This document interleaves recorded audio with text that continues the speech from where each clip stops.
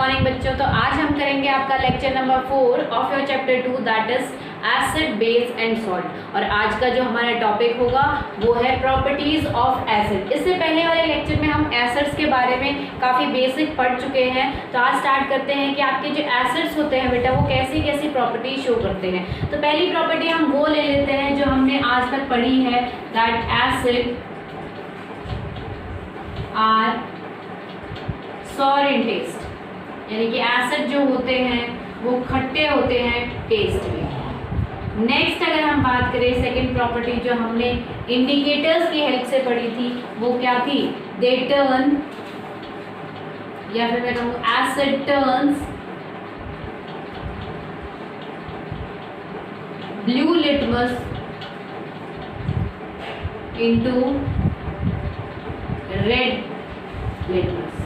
ठीक है कि वो ब्लू लिटमस पेपर को कन्वर्ट कर देती है, उसका ब्लू जो कलर है लिटमस पेपर का उसको चेंज कर देती है रेड लिटमस में। थर्ड अगर प्रॉपर्टी बात करें, ये तो बेटा हो गई फिजिकल प्रॉपर्टी जो कि आप फिजिकली व्यू कर सकते हो, फिजिकली आप देख सकते हो।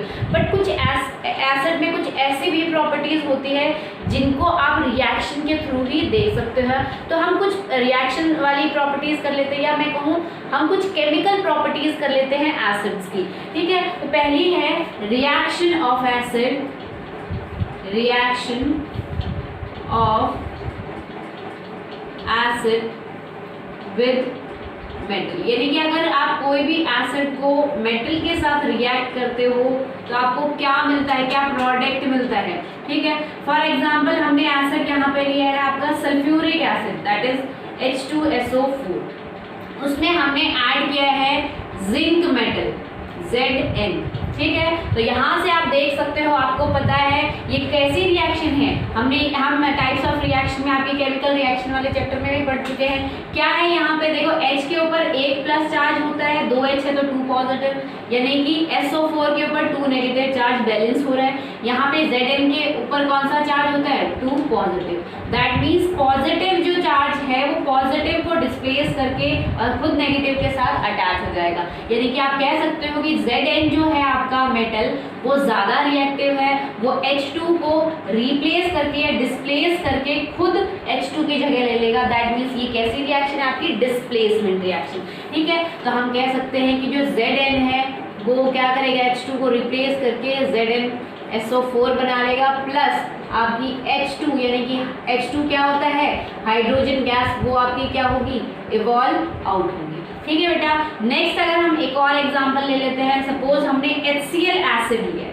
ठीक है, ये सल्फ्यूरिक एसिड था, ये हाइड्रोक्लोरिक एसिड है। हाइड्रोक्लोरिक एसिड के साथ अगर हम सोडियम मेटल को रिएक्ट करवाते हैं तो आपका क्या होगा, आपको मिलेगा ये सोडियम मेटल है, ये क्या करेगा, हाइड्रोजन को रिप्लेस कर देगा, डिस्प्लेस कर देगा और खुद उस जगह पे चला जाएगा, खुद वहां शिफ्ट हो जाएगा। तो हम कह सकते हैं आपका क्या बनेगा, NaCl प्लस H2 गैस आपकी इवॉल्व आउट हो रही है। तो आप देख सकते हो इन दोनों रिएक्शन में, या आप और किसी भी एसिड के साथ अगर कभी भी मेटल रिएक्ट करते हो तो हमेशा आपका प्रोडक्ट क्या बन रहा है, एक सॉल्ट बन रहा है प्लस हाइड्रोजन गैस आपकी इवॉल्व आउट हो रही है। ऊपर एरो का मतलब आपका क्या है, इवोल्यूशन ऑफ हाइड्रोजन गैस।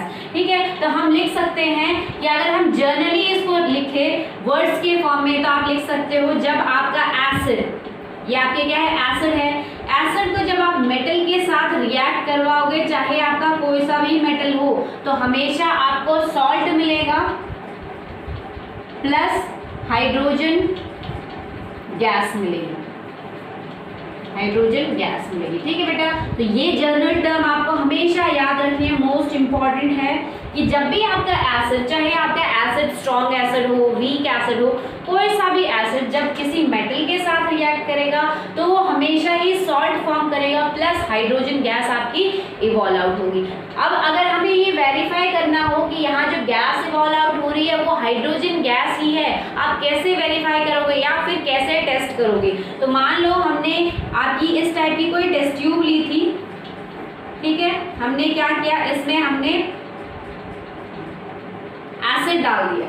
ठीक है, उससे ऊपर यहाँ पे मान लो मैंने H2SO4, इस टेस्ट ट्यूब में मैंने सल्फ्यूरिक एसिड ले लिया है। ठीक है, इसमें मैंने डाल दिया आपके जिंक मेटल जिंक मेटल के ग्रैन्यूल्स डाल दिए, यानी कि कुछ दाने डाल दिए। तो जैसे ही आप बेटा दाने इसमें डालोगे, आपका क्या होगा, यहाँ पे मैंने दाने डाल के यहाँ एक कॉर्क फिट कर दिए, ठीक है, ताकि इस टेस्ट ट्यूब का माउथ बिल्कुल सील हो जाए, ठीक है, बंद हो जाए, क्लोज हो जाए। तो जैसे ही आप जिंक ग्रैन्यूल्स डालोगे, जैसे ही आपने ये दाने डाले, आप देखोगे ये जिंक मेटल है, इसके सरफेस पे कुछ बबल्स आने लगेंगे और थोड़ी देर बाद क्या होगा, ये बबल्स उठ के आपके ऊपर आ लगेंगे इस टाइप से, यानी कि कोई ना कोई आपकी गैस तो रिलीज आउट हो रही है in the form of bubbles. तो अगर हम यहाँ पे एक छोटा सा ऐसा पाइप लगा देते हैं, या फिर मैं कहूँ डिलीवरी ट्यूब लगा देते हैं, इस टाइप की ट्यूब लगा देते हैं, और इस ट्यूब को हम एक सोप सॉल्यूशन में डालते हैं, ये आपकी कोई सोप सॉल्यूशन है, ठीक है, उसमें डालते हैं। तो जैसे ही सोप सॉल्यूशन में ये इस ट्यूब में जो भी गैस ये टेस्ट ट्यूब में जो भी गैस निकल रही है, जिंक मेटल डालने के बाद जो भी गैस आपकी इवॉल्व आउट हो रही है, वो इस डिलीवरी ट्यूब के थ्रू यहाँ पे आएगी, इस सोल्यूशन में आएगी, ठीक है। सोल्यूशन आपका कैसा है, सोप सोल्यूशन है, यानी कि कुछ बबल्स बनेंगे, जैसे आपके साबुन में बबल बनते हैं, तो इस टाइप से आपके सोप बबल्स बन के ऐसे ऊपर की तरफ स्टार्ट हो जाएंगे निकलने, ठीक है। तो जैसे ही आप बर्निंग कैंडल इसके पास लाओगे, यहाँ पे आप बर्निंग जब भी कैंडल लाओगे, तो ये जो बबल है, आपके सोप बबल है, वो फूटेंगे एकदम से पॉप साउंड से, पॉप साउंड करके आपके वो क्या हो जाएंगे, ब्लास्ट होंगे, ठीक है। दैट मीन्स यहाँ पे आपकी क्या है, हमेशा हाइड्रोजन गैस को, जब आप हाइड्रोजन गैस कहीं भी इवॉल्व आउट हो रही हो, उसके सामने अगर आप बर्निंग कैंडल ले आते हो, तो हमेशा ही एक पॉप साउंड आती है। तो हाइड्रोजन गैस की जो इंडिकेशन है कहीं भी हाइड्रोजन गैस की प्रेजेंस होने की, या मैं कहूँ इवोल्यूशन की,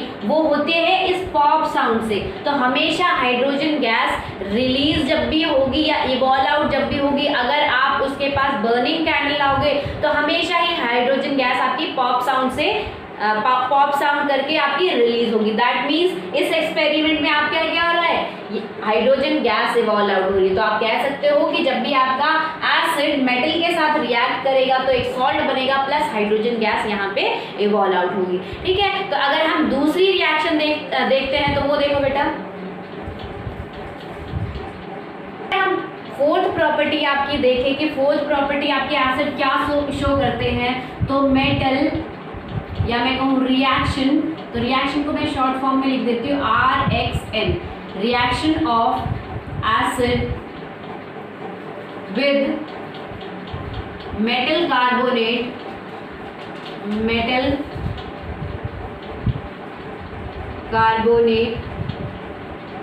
and metal hydrogen carbonate,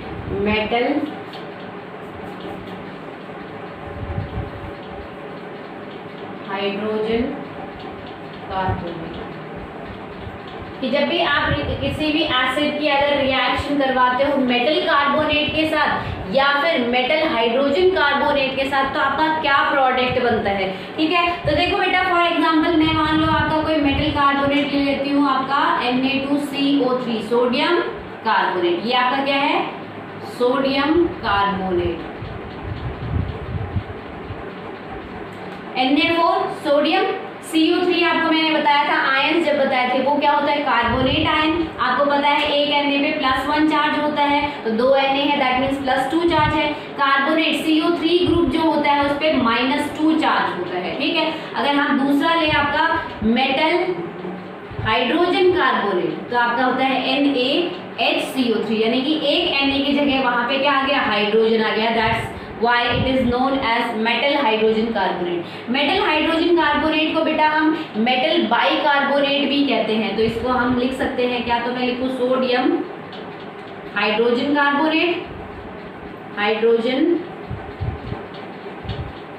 carbonate, या फिर मैं इसको ऐसे भी लिख सकती हूँ सोडियम बाइकार्बोनेट। ये दोनों ही सी के ही नाम है, ठीक है। तो जब भी हम मेटल कार्बोनेट को किसी एसिड के साथ रिएक्ट करवाते हैं, सपोज हमने एसिड ले लिया H2SO4, तो यहाँ पे आपका क्या होगा, देखो यहाँ पे कैसी रिएक्शन हो रही है, आपके दो क्या है, दो कंपाउंड्स है यहाँ पे, ठीक है, दो कंपाउंड्स है रिएक्टेंट रिएक्टेंट में, तो जब भी आपके दो कंपाउंड होते हैं, ठीक है, और दोनों कंपाउंड क्या है आपके, एक मेटल पार्ट एक नॉन मेटल पार्ट, एक मेटल पार्ट एक नॉन मेटल पार्ट, इस फॉर्म में है आपके बेटा, तो वहां पे आपकी कैसी रिएक्शन होती है, डबल डिस्प्लेसमेंट रिएक्शन, ठीक है। तो आप यहाँ पे देख सकते हो कि ये आपका क्या है, एक H पे +1 चार्ज होता है, 2 H पे 2 पॉजिटिव चार्ज होगा, SO4 सल्फेट जो होता है उसके ऊपर 2 नेगेटिव चार्ज होता है। तो यहाँ पे आपका क्या होगा कि Na पॉजिटिव जो चार्ज है वो इस पॉजिटिव चार्ज को क्या करेगा, डिस्प्लेस कर देगा, ठीक है। साथ ही साथ क्या होगा, ये H2 जो होगा यहाँ आके इस साइड आके वो कार्बन के साथ रिएक्शन शो करेगा, ठीक है। तो यहाँ पे हम लिख सकते हैं आपका क्या होगा, आपका एक प्रोडक्ट तो बनेगा Na2SO4,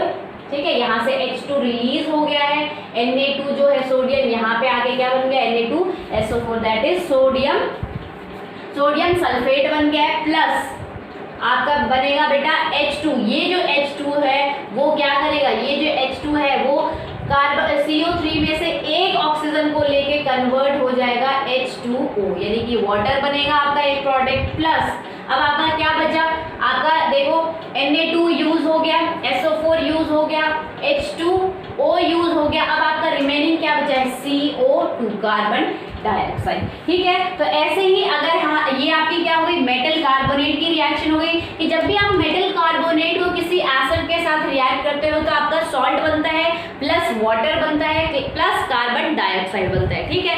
अब अगर हम बात करते हैं मेटल बाइकार्बोनेट की या मेटल हाइड्रोजन कार्बोनेट की, तो मेटल हाइड्रोजन कार्बोनेट को भी बेटा जब भी आप किसी एसिड के साथ रिएक्ट करते हो तो आपका क्या बनता है, देखो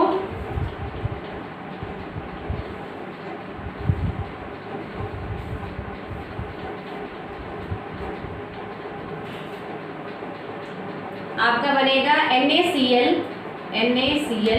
ये Na क्या करेगा, इस Cl के साथ अटैच हो गया, ठीक है। तो आपका बना NaCl सॉल्ट बना, क्या बनेगा, सॉल्ट बनेगा पहले, उसके बाद आपका क्या है, वाटर बनेगा। वाटर कैसे बनेगा, ये H और ये H, 2 H हो गए और इसमें से एक O निकल जाएगा, दैट मीन्स H2O बना, प्लस अब रिमेनिंग आपका क्या बना है, CO3 में से एक O तो वाटर के पास चला गया, बचा क्या आपका CO2, यानी कि यहाँ पे आपका क्या बना, बचा कार्बन डाइऑक्साइड गैस। तो हम यहाँ पे लिख सकते हैं बेटा कि आपका क्या हो रहा है, यहाँ पे जब आपने मेटल कार्बोनेट को या फिर मेटल बाइकार्बोनेट को रिएक्ट करवाया किसके साथ, एसिड के साथ, तो आपको क्या मिला है, हमेशा सॉल्ट मिला है, प्लस वाटर मिला है, प्लस कार्बन डाइऑक्साइड गैस मिली है, ठीक है। हमेशा आपकी इसी फॉर्म में रिएक्शन होगी कि जब भी आप किसी भी मेटल कार्बोनेट को या मेटल हाइड्रोजन कार्बोनेट को एसिड के साथ रिएक्ट करवाओगे, चाहे कोई सा भी एसिड हो, वीक एसिड, स्ट्रॉन्ग एसिड, कोई भी एसिड हो, आपको हमेशा ही एक सॉल्ट मिलेगा, ठीक है, उसी मेटल का सॉल्ट मिलेगा, प्लस वाटर मिलेगा, प्लस कार्बन डाइऑक्साइड मिलेगा। अब आपका देख रहे हो आप, इन दोनों रिएक्शन में आपका क्या हो रहा है, कार्बन डाइऑक्साइड प्रोड्यूस हो रही है। तो जैसे हमने हाइड्रोजन गैस के लिए टेस्ट किया था कि यहाँ पे इस रिएक्शन में आपकी हाइड्रोजन गैस प्रोड्यूस हो रही है, इवॉल्व आउट हो रही है, उसको आप कैसे टेस्ट कर सकते हो वो मैंने आपको बताया था। तो ऐसे ही कार्बन डाइऑक्साइड गैस कहीं पे भी इवॉल्व आउट हो रही है, उसके लिए क्या टेस्ट है, तो जब बेटा आप मान लो आपने क्या किया है, एक टेस्ट ट्यूब ली है, उसमें आपने क्या किया है, इसमें आपने डाल दिया, उसमें मान लो आपने Na2CO3 सोडियम कार्बोनेट डाल दिया, ठीक है, और उसमें आपने क्या डाला, कुछ एसिड डाल लिया, एसिड आपने H2SO4 डाल दिया, ठीक है, और इसको क्या कर दिया, क्लोज कर दिया, ठीक है, ऊपर से इसका माउथ क्या किया आपने, इस टेस्ट ट्यूब का माउथ क्या किया, क्लोज कर दिया। तो थोड़ी देर बाद आपका क्या बन रहा है, आपका सॉल्ट बनेगा एक तो इसमें, दूसरा आपका क्या बनेगा, वाटर बनेगा, और तीसरा आपका क्या होगा, आपने मान लो यहाँ पे एक डिलीवरी ट्यूब लगा दी है, ठीक है, और यहाँ पे हमने क्या किया है, एक टेस्ट ट्यूब, यहाँ पे आप डिलीवरी ट्यूब लगाने के बाद आप देखोगे जब भी रिएक्शन होगी आपकी किसके साथ, सोडियम कार्बोनेट की और एसिड के साथ रिएक्शन होगी, तो क्या होगा, इसमें आपका इस टेस्ट ट्यूब में एक प्रोडक्ट सॉल्ट बनेगा, दूसरा प्रोडक्ट वाटर बनेगा, और आपकी कार्बन डाइऑक्साइड गैस ऐसे रिलीज आउट होगी, और वो रिलीज आउट होगी इस टेस्ट ट्यूब से निकलेगी। अब आप टेस्ट कैसे करोगे कार्बन डाइऑक्साइड का, तो मैंने आपको बेटा पहले भी बताया था प्रेसिपिटेट फॉर्मेशन में कि जब भी आप लाइम वाटर से कार्बन डाइऑक्साइड पास करते हो तो आपका लाइम वाटर है हमेशा मिल्की हो जाता है, ओरिजिनली लाइम वाटर मिल्की नहीं होता, क्लियर वाटर होता है, ठीक है। बट जैसे ही आप उसमें कार्बन डाइऑक्साइड पास करोगे आपका जो लाइम वाटर है वो मिल्की टर्न हो जाएगा। यानी कि ये भी एक टेस्ट है CO2 के प्रेजेंस को टेस्ट करने के लिए, ठीक है। तो यहाँ पे अगर हम एक टेस्ट ट्यूब में, मान लो यहाँ पे एक टेस्ट ट्यूब में मैं लाइम वाटर डाल देती हूँ और यहाँ से आपका क्या हो रहा है, इस रिएक्शन में कार्बन डाइऑक्साइड प्रोड्यूस हो रही है, ये कार्बन डाइऑक्साइड गैस यहाँ से निकली और इस लाइम वाटर से, लाइम वाटर आपका क्या होता है, कैल्शियम हाइड्रोक्साइड को बोलते हैं, ठीक है। तो आपका क्या हुआ, इस लाइम वाटर में जैसे ही कार्बन डाइऑक्साइड गई आपका क्या हुआ, ये जो लाइम वाटर है क्या हो गया, मिल्की हो गया, यानी कि व्हाइटिश कलर का हो गया। मिल्की क्यों होता है ये भी मैंने आपको बताया था, due to the formation of calcium carbonate. Calcium carbonate जो होते हैं व्हाइट कलर के प्रेसिपिटेट होते हैं, उनकी प्रेजेंस के कारण इस सॉल्यूशन का कलर भी, या मैं कहूँ इस लाइम वाटर का कलर भी क्या हो जाता है, मिल्की हो जाता है। तो वहां पे अगर आप रिएक्शन देखना चाहो तो हमने यहाँ पे क्या किया, कैल्शियम कार्बोनेट में से, नहीं सॉरी, कैल्शियम हाइड्रोक्साइड यानी कि लाइम वाटर में से, लाइम वाटर में जब आपने CO2 पास की तो आपका क्या बना है, आपका एक प्रोडक्ट तो बन गया कैल्शियम कार्बोनेट जो कि व्हाइट PPT बनाएंगे, जिसके कारण आपका जो प्रोडक्ट है व्हाइट PPT बना, प्रेसिपिटेट बना, जिसके कारण आपका जो सॉल्यूशन है या मैं कहूँ लाइम वाटर आपको मिल्की दिखेगा, प्लस आपका यहाँ पे क्या बना, वाटर, ठीक है। तो आपके दो ऐसे प्रोडक्ट बने। अब बात आते हैं यहाँ पे आपका क्या बन गया, कैल्शियम कार्बोनेट बन गया। ये तो थोड़ी देर के लिए आपने CO2 पास की, बट अगर आप कंटिन्यूअसली CO2 पास करते ही जा रहे हो तो ये जो व्हाइट PPT है किसके, कैल्शियम कार्बोनेट के, वो अपने आप डिसॉल्व होने लगेंगे वाटर के अंदर। क्यों डिसॉल्व होंगे, क्योंकि जब आप कैल्शियम कार्बोनेट की, ये जो आपका कैल्शियम कार्बोनेट है CaCO3, ठीक है, प्लस H2, ये प्रोडक्ट आपका बना है, जब इसमें से आप कंटिन्यूअसली और भी ज्यादा CO2 पास करते जा रहे हो बेटा, तो यहाँ पे आपका एक प्रोडक्ट बनेगा, वो है कैल्शियम हाइड्रोजन कार्बोनेट, ठीक है। और कैल्शियम हाइड्रोजन कार्बोनेट जो है आपके सॉल्युबल होता है वाटर में, ठीक है। तो थोड़ी देर बाद ये रिएक्शंस आपको याद करने की जरूरत नहीं है, सिर्फ ऑब्जर्वेशन देखो कि CO2 की प्रेजेंस को हम कैसे टेस्ट कर सकते हैं, कि जब भी किसी मेटल कार्बोनेट को या मैं कहूँ मेटल बाइकार्बोनेट को आप जब एसिड के साथ रिएक्ट करोगे तो आपका क्या बनेगा, सॉल्ट बनेगा, वाटर बनेगा, प्लस CO2 गैस आपकी रिलीज होगी। CO2 गैस को रिलीज हो रही है, उसको टेस्ट करने के लिए आप क्या कर सकते हो, लाइम वाटर से उसको पास कर दो, आपका लाइम वाटर ऑटोमेटिकली मिल्की हो जाएगा, व्हाइटिश कलर का हो जाएगा, ठीक है। क्यों होता है, due to the formation of calcium carbonate, जो कि व्हाइट कलर के प्रेसिपिटेट होते हैं, उसी के कारण उस लाइम वाटर का कलर क्या हो जाता है, व्हाइट हो जाता है। बट अगर आप कंटिन्यूअसली उसी में से क्या CO2 पास कर रहे हो कंटिन्यूअसली, तो क्या होगा, ये जो कैल्शियम कार्बोनेट आपका बना था व्हाइट PPT, वो ऑटोमेटिकली धीरे धीरे वाटर में डिसॉल्व होने लगेगा। क्यों, क्योंकि कैल्शियम कार्बोनेट का नाम कन्वर्ट हो जाएगा कैल्शियम हाइड्रोजन कार्बोनेट में, या हम कह सकते हैं कैल्शियम बाइकार्बोनेट में कन्वर्ट हो जाएगा, ठीक है। और कैल्शियम बाइकार्बोनेट आपका वाटर सॉल्युबल होता है, ठीक है बेटा। तो ये तो बात हुई आपकी, जब भी कोई एसिड मेटल कार्बोनेट या मेटल हाइड्रोजन कार्बोनेट के साथ रिएक्ट करेगा तो हमेशा ही आपका salt water plus carbon dioxide form होगी, ठीक है। अब अगर हम और रिएक्शन देखते हैं, देखो तो बेटा अगर हम फिफ्थ रिएक्शन देखें तो आपकी है reaction of acid, reaction of acid with base, ठीक है। कि अगर आपके पास कोई भी एसिड है उसको अगर आप बेस के साथ रिएक्ट करवाते हो तो आपका क्या ऑब्जर्वेशन होगी या फिर क्या प्रोडक्ट फॉर्म होगा, ठीक है। तो हमने देखा था कि एसिड जब भी बेस के साथ रिएक्शन करता है तो उस रिएक्शन को हम बोलते हैं न्यूट्रलाइजेशन रिएक्शन। क्या बोलते हैं इसको, हम बोल सकते हैं न्यूट्रलाइजेशन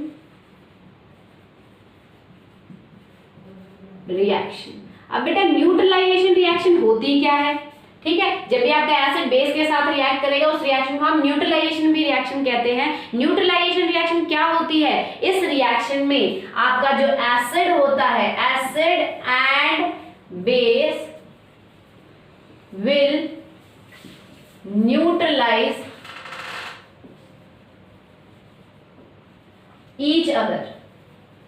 मैंने आपको पहले भी बताया था न्यूट्रलाइजेशन रिएक्शन आपकी क्या होती है बेटा।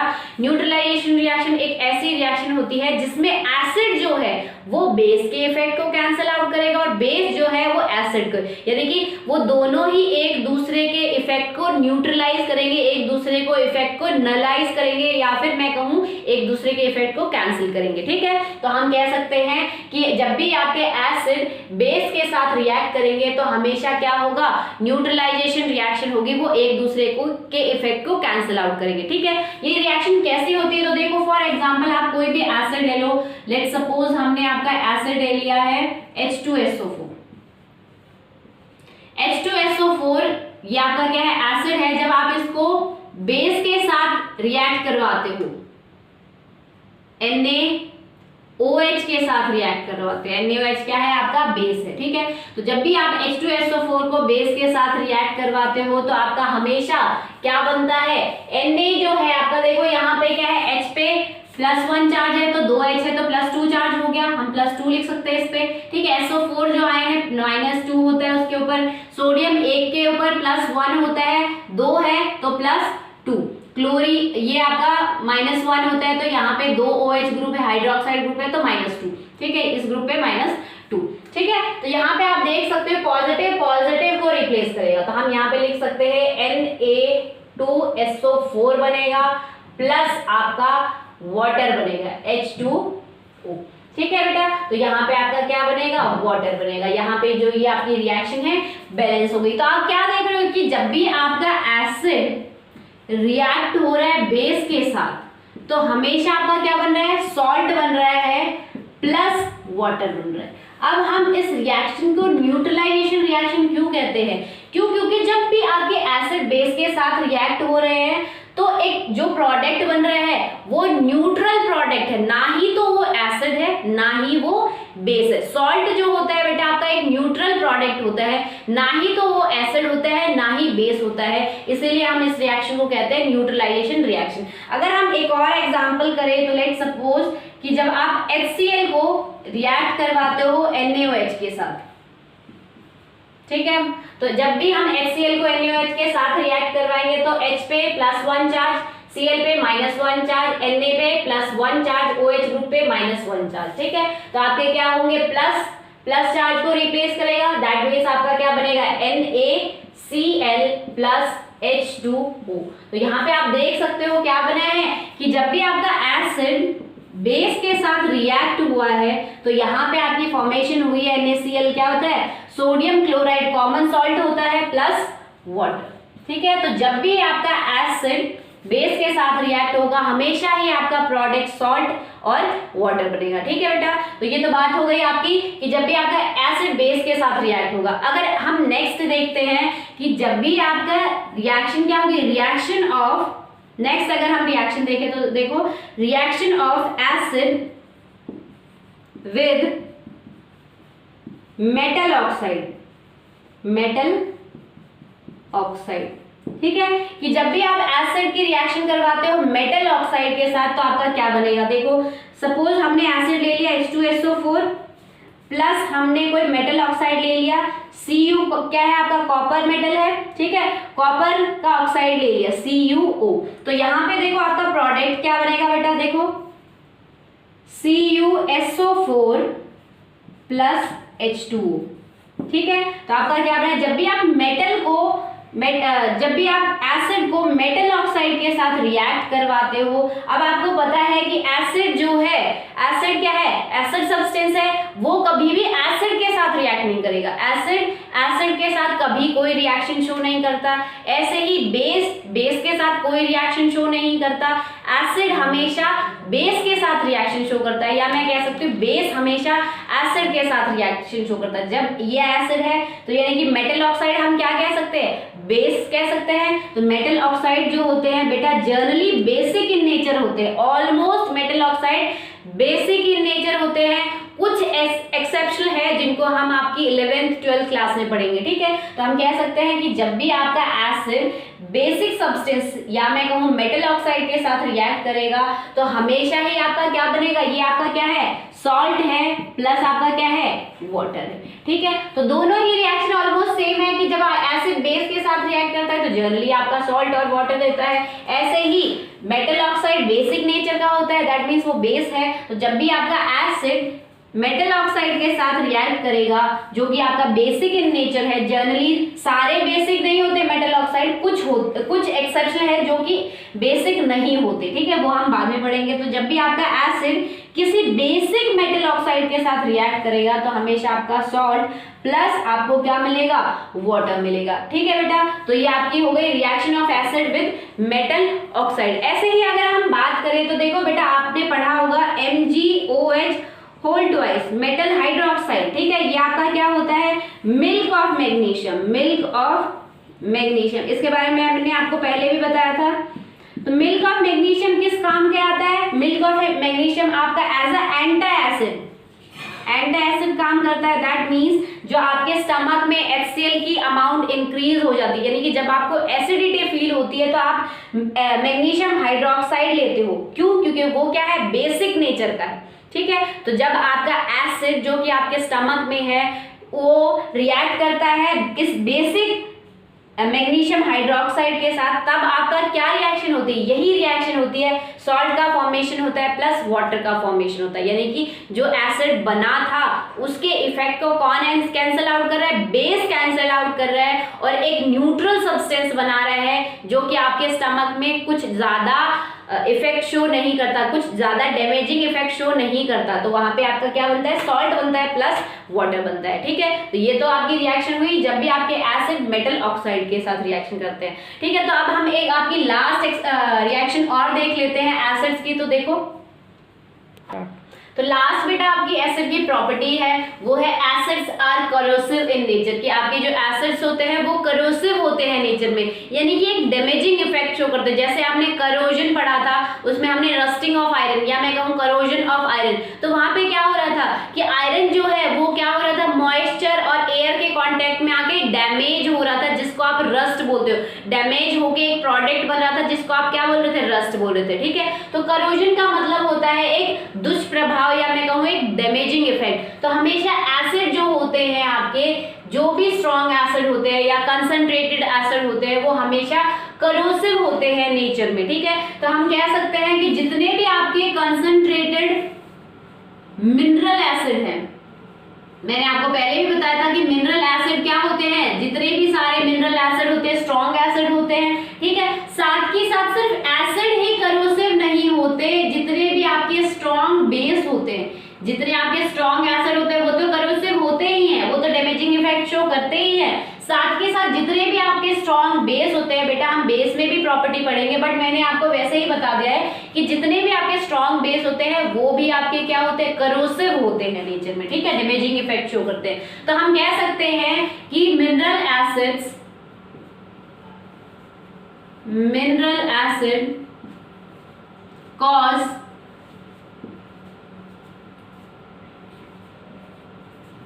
severe burn on skin and attack or eat up the materials like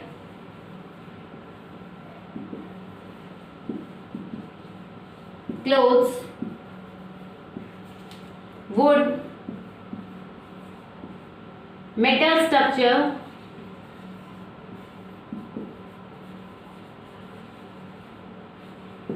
etc. This nature of acid is known as its corrosive nature, ठीक है। कि आपके जो एसिड होते हैं, जितने भी मिनरल एसिड है, स्ट्रॉन्ग एसिड है, वो क्या करते हैं, आपको सीवियर बर्न कॉज करते हैं आपकी स्किन पे। जहां पे भी आपका स्ट्रॉन्ग एसिड या स्ट्रॉन्ग बेस आपकी स्किन पे कहीं पे भी गिरेगा, वहां पे आपकी स्किन जो है बेटा बर्न हो जाएगी, यानी कि एक डैमेजिंग इफेक्ट शो कर रहा है। साथ ही साथ क्या करते हैं, ये अटैक करते हैं या फिर ईट अप, मतलब कि खा जाते हैं। किसको खा जाते हैं, जिस भी मटेरियल पे आपके गिरे, कैसे मटेरियल, लाइक क्लोथ, कभी भी एसिड, स्ट्रॉन्ग एसिड आपके क्लोथ्स पे गिरता है तो वो क्लोथ देखना वहां से उसमें छेद निकल जाता है, वहां से आपका जो क्लोथ होता है बर्न हो जाता है। साथ ही साथ अगर आप किसी वुडन ब्लॉक पे, वुड मटेरियल पे अगर एसिड की एक ड्रॉप भी डालोगे तो वहां से जो आपकी वुड है ऐसे ब्लैक हो जाएगी, उस पे एक ब्लैक डॉट होगा। जितने एरिया पे आपका एसिड गिरेगा उसी एरिया पे एक ब्लैक डॉट बन जाएगा, यानी कि वहां से वुड जो है आपकी बर्न हो चुकी होती है, डैमेज हो चुकी होती है। या फिर मेटल स्ट्रक्चर्स, जितने भी आप मेटल अपैरेटस यूज करते हो लैब्स में, अगर उन पे भी आपका एसिड गिरता है तो वो आपके मेटल अपैरेटस है या मेटल इंस्ट्रूमेंट है वो भी आपके डैमेज हो जाते हैं। तो ये आपका क्या है, इसी नेचर को हम कहते हैं करोसिव नेचर, एसिड्स का करोसिव नेचर। तो एसिड जो होते हैं, स्ट्रॉन्ग एसिड, मैं डाइल्यूट एसिड की बात नहीं कर रही हूँ, मैं वीक एसिड की बात नहीं कर रही, only I am talking about concentrated और स्ट्रॉन्ग एसिड। तो जितने भी आपके कंसंट्रेटेड या स्ट्रॉन्ग एसिड है बेटा वो करोसिव होते हैं नेचर में, एक डैमेजिंग इफेक्ट शो करता है। अगर आपकी स्किन पे गिरा तो स्किन बर्न होगी, अगर आपके क्लोथ्स पे गिरा, आप एक्सपेरिमेंट कर रहे हो आपके क्लोथ्स पे गिरा तो क्लोथ्स बर्न हो जाएंगे, जितने एरिया पे गिरा है उतना ही एरिया क्लोथ का बर्न हो जाएगा, उतने ही छेद निकल जाएंगे, ठीक है। साथ के साथ अगर आपके आसपास और कोई मटेरियल है उसके ऊपर गिरा तो वहां पे भी आपका करोसिव इफेक्ट आएगा एसिड्स का, ठीक है। तो ये आपकी एसिड्स की कुछ प्रॉपर्टी हो गई। आई होप आज का कंसेप्ट आपको समझ में आया होगा। That's all for today, thank you.